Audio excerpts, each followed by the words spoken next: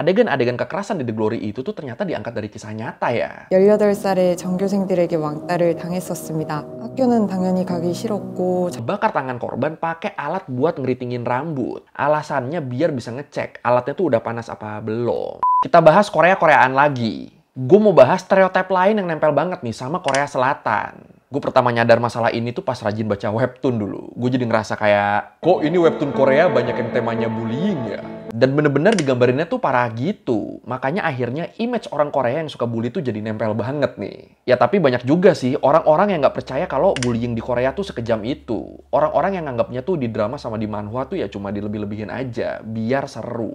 Tapi gimana aslinya, data dan fakta di lapangannya kayak apa, ya ini kayaknya enak ya buat kita bahas ya. Tapi, sebelum kita mulai, gue mau cerita dikit nih. Jadi gue tuh kalau lagi riset buat bahan konten, atau kalau lagi ngedit gitu, gue tuh suka ngantuk. Tapi kalau gue tidurin, ntar kan kontennya nggak jadi-jadi ya. Mau makan apa saya kalau gitu?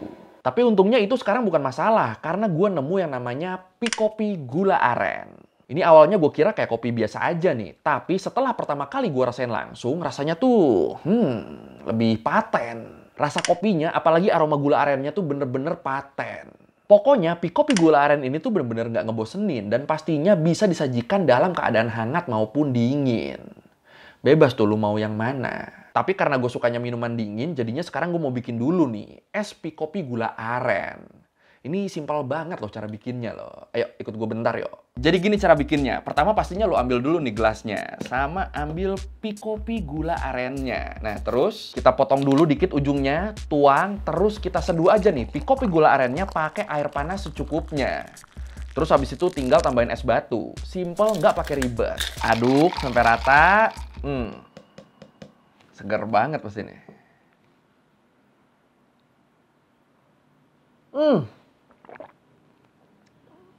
Mantap banget. Wah, ini sih gila banget sih, enak banget ini gila. Dan gak cuma enak, Pikopi Gula Aren ini nih juga ngasih promo spesial. Jadi tiap kita beli 2 Pikopi Gula Aren, kita bakal dapat gratis satu lagi. Buy 2 get 1. Gimana? Asik kan? Udah kan enak, ngasih promo lagi. Mantap, emang mantap. Emang nih, Pikopi Gula Aren lebih paten, lebih keren. Jadi ya udah, tunggu apa lagi? Ayo beli Pikopi Gula Aren di toko-toko terdekat sekarang juga. Pikopi Gula Aren rasanya paten, bikin semua pengen. Karena ini kopinya lagi ngetren.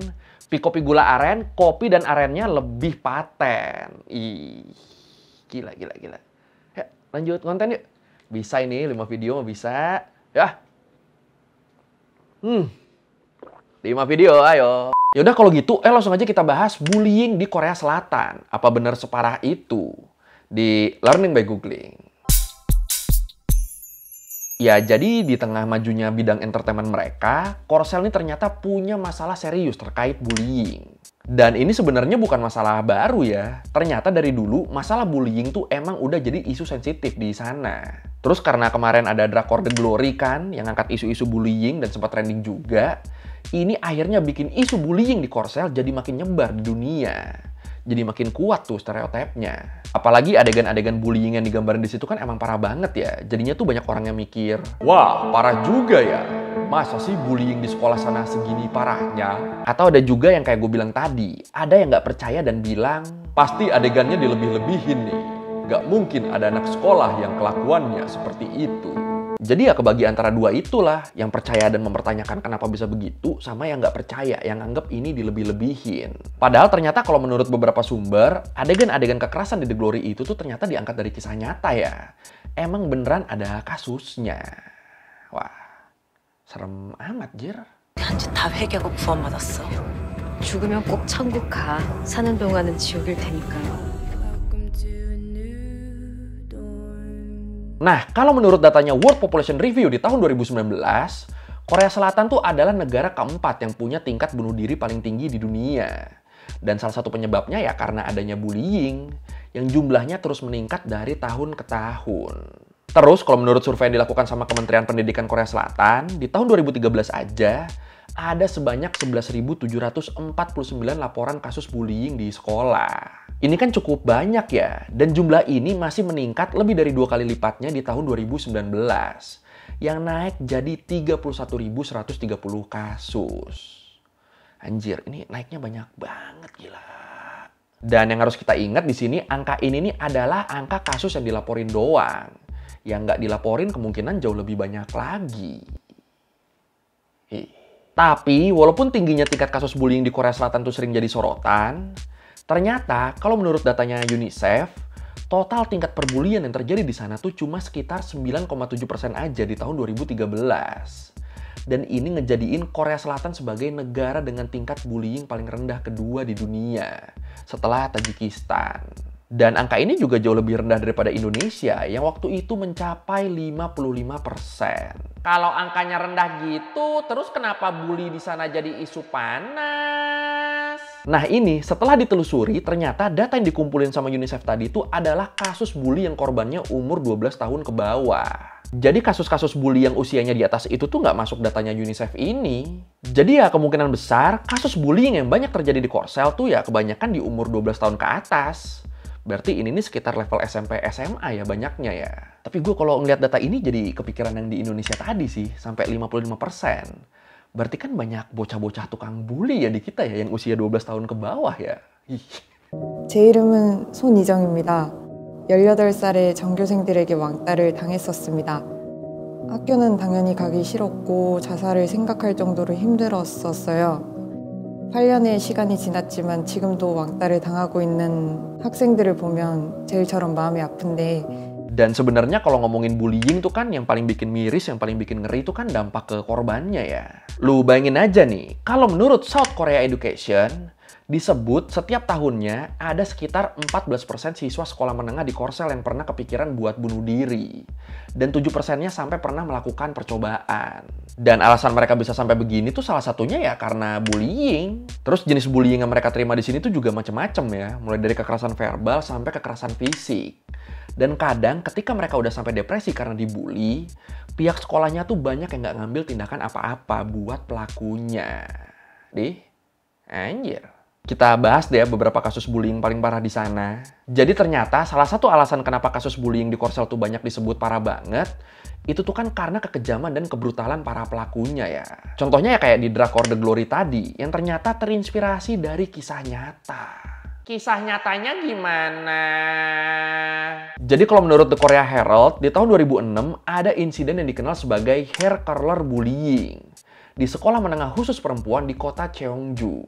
Jadi si korban ini dia tuh dibully sama 3 orang temennya dan ngalamin kekerasan yang parah selama 20 hari. Awalnya si korban ini tuh cuma sering dipalak, dimintain duit sama para pelaku dan selalu dia kasih duitnya. Sampai akhirnya suatu hari si korban ini lagi nggak punya duit, jadi ya dia nggak bisa ngasih duit tuh di situ. Nah langsung dihajar lah dia di situ, dicakar, dipukul, ditendang, sampai dipukulin pakai stick baseball. Aduh. Ngilu banget, Jer. Terus selain penganiayaan tadi, para pelaku juga sering ngebakar tangan korban pakai alat buat ngeritingin rambut. Alasannya biar bisa ngecek alatnya tuh udah panas apa belum. Anjir. Emosi anjir gue. Kan dicek kepala lu sendiri kan bisa gitu loh. Ces kan lebih enak.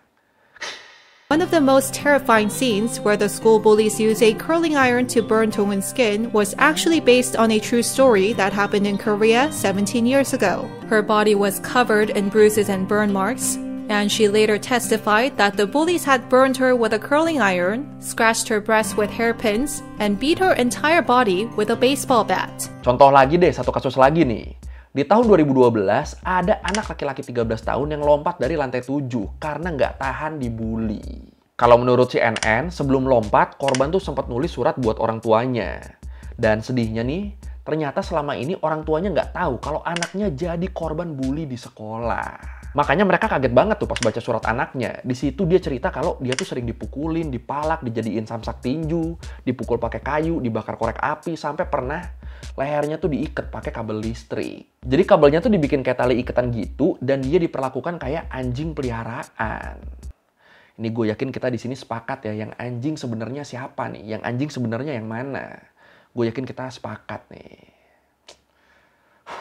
Kenapa emosi banget ya episode kali ini ya?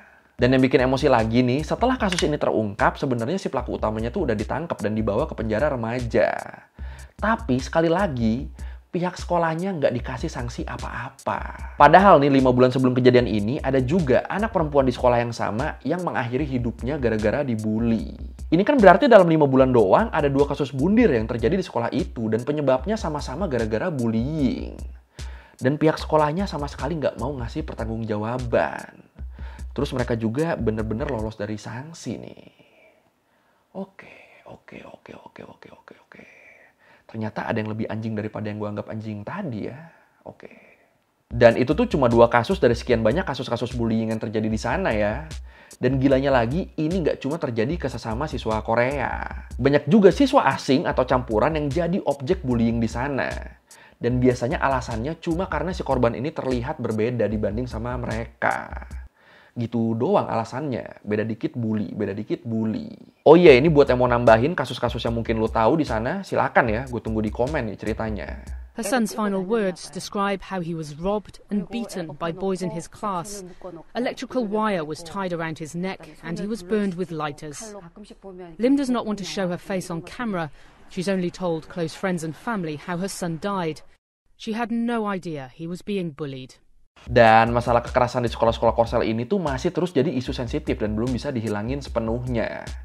Apalagi dengan kurangnya kesadaran pihak-pihak yang terlibat tadi kan. Ya ada banyak lah faktor-faktor lain selain faktor yang udah kita bahas tadi yang bikin ini makin susah buat diberantas. Kayak misalnya faktor korban yang nggak berani speak up, faktor orang yang ngeliat tapi lebih milih diem, nggak berani ngebelain, sampai faktor pihak sekolah yang nggak berani ikut campur. Ya susah jadinya. Terus parahnya lagi nih, kalau menurut Southern Early Childhood, disebut dari semua laporan penindasan yang ada di sana, cuma 20%-nya doang yang pelakunya tuh dihukum atas tindakan mereka. Sisanya ya tetap hidup tenang. Ditambah lagi, masih menurut Southern Early Childhood tadi, ternyata ada aturan di sana yang ngatur kalau setelah 2 tahun lulus dari sekolah, semua catatan kriminal dan kejahatan yang pernah dilakukan sama siswa selama dia sekolah, itu tuh bakal dihapus secara resmi. Jadi misalnya nih, ada orang yang pas zaman sekolahnya tuh pernah ngebully parah banget di sekolah. Dan itu baru ketahuan kasusnya setelah 3 tahun dia lulus. Yaitu ya udah nggak bisa diapa-apain itu pelakunya. Catatan kriminalnya udah resmi dihapus. Kenapa dihapus gitu? Alasannya biar mereka punya kesempatan buat ngejalanin hidup dari awal lagi. Tanpa ada bayang-bayang kejahatan yang mereka lakukan di masa lalu. Ini kan gila ya. Terus itu korbannya traumanya gimana tuh? Di sana ngapa-ngapain nggak perlu SKCK apa ya? Aduh, emosi gue jer. 이게 학교에서 왕따를 하면 안 되는 이유 하나가 뭐냐면 그때 왕따당해서 끝나는 게 아니고 성장해서까지 그 트라우마 때문에 사람이 이제 다른 정신적인 피해를 입어서 쭉 평생 잘못 삶을 살게 되는 경우를 봤어요. Terus kalau menurut Choi Woo-song, pengawas sekolah di kantor pendidikan Gyeonggi Suwon, dia bilang dalam wawancaranya sama MBC Radio di bulan Januari 2003 kemarin, sebenarnya Korsel tuh udah punya undang-undang kekerasan sekolah yang diberlakukan sejak 2004. Tapi sayangnya undang-undang ini ternyata nggak terlalu ngefek, nggak terlalu ngaruh. Tetap aja tuh banyak bullying yang terjadi di sana. Kenapa nggak ngefek? Soalnya ternyata kebanyakan pelakunya tuh umurnya masih di bawah 14 tahun. Jadinya mereka nggak bakal bisa tuh kena hukum normal karena mereka kan masih di bawah umur ya. Belum bisa juga dibawa ke penjara remaja karena masih terlalu muda. Anjir, ini cerita-cerita webtoon banget loh ini. Dan yang menarik nih kalau menurut Creatrip, klasifikasi hukuman bullying di sana tuh dibagi jadi 9 kategori. Dengan hukuman terendah buat kejahatan level 1 tuh dihukum menulis, dan hukuman tertingginya di level 9 adalah dikeluarin dari sekolah. Ya ini sebenarnya kalau menurut gue sih hukuman level tertingginya aja masih berasa ringan loh. Lu bayangin aja nih, buat kasus bullying yang sampai cenderung nganiaya gitu, tersangkanya hukumannya paling parahnya cuma di DO doang. DO aja udah pelakunya, dia pindah sekolah terus kelar. Sementara korbannya bisa jadi sampai ngalamin trauma, sakit, cacat permanen, atau bahkan sampai meninggal dunia. Gimana coba itu? Bahkan pernah juga nih di tahun 2021 kemarin, beredar video pembulian siswi dari Mongolia yang diikat, dipaksa minum alkohol, dipukulin, dipaksa makan puntung rokok, bahkan sampai dipaksa minum pipisnya sendiri. Gila.